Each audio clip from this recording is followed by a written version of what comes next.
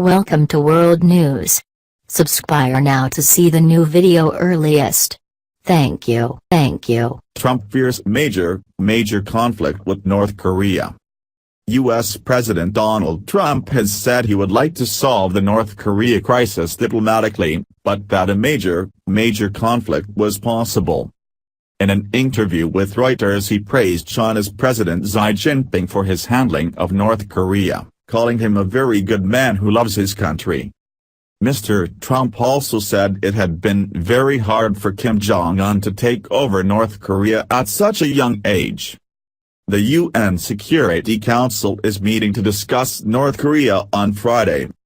U.S. Secretary of State Rex Tillerson has said China has told the U.S. it will impose sanctions on North Korea if it conducts further nuclear tests.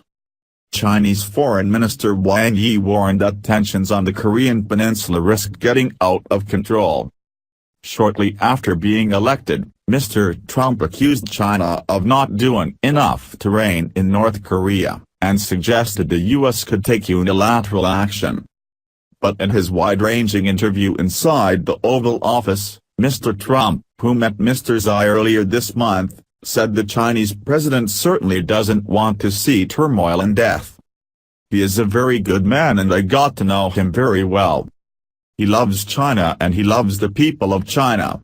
I know he would like to be able to do something, perhaps it's possible that he can't, he said. Mr. Kim, he said, he's 27 years old. His father dies, took over a regime. So say what you want, but that is not easy, especially at that age. But he stressed he was not giving them credit, and added, I hope he's rational. There is a chance that we could end up having a major conflict with North Korea. Absolutely, said Mr. Trump.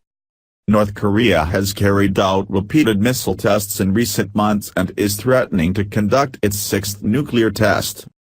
Other developments have escalated tensions in recent weeks. North Korea executed a failed missile launch and held a massive military parade in an apparent show of strength. The U.S. has deployed a group of warships and a submarine to the region. Pyongyang has reacted angrily to this, threatening a supermighty preemptive strike. The U.S. has begun installing a controversial $1 billion, £775 million, anti-missile system called THAAD in South Korea, which Mr. Trump said South Korea should pay for. Seoul said on Friday that there was no change in its position that the U.S. pays for it. Mr. Tillerson and U.S. Vice President Mike Pence have visited South Korea, reiterating that all options are on the table in dealing with the North. Earlier on Thursday, Mr. Tillerson told Fox News that China had again urged North Korea to refrain from carrying out more tests. China banned coal imports from North Korea in February, one of the country's key exports, and is reportedly also considering restricting oil shipments if Pyongyang continues to behave belligerently. What else did Mr. Trump say? The president reflected on how the demands of his job were greater than his previous life, which he said he had loved.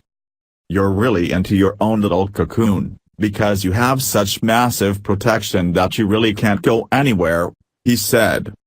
I like to drive. I can't drive anymore. On other key topics, Mr. Trump said he would speak to Mr. Xi before again contacting Taiwan's President Tsai Ing-wen, after China lodged a formal complaint over a phone call he made in December.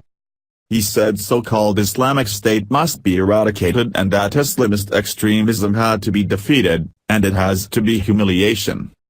He could see no reason why Israel and the Palestinians should not make peace.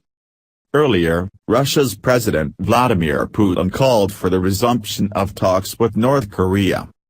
Speaking in Moscow, where he met Japanese Prime Minister Shinzo Abe, he urged those involved to refrain from using belligerent rhetoric.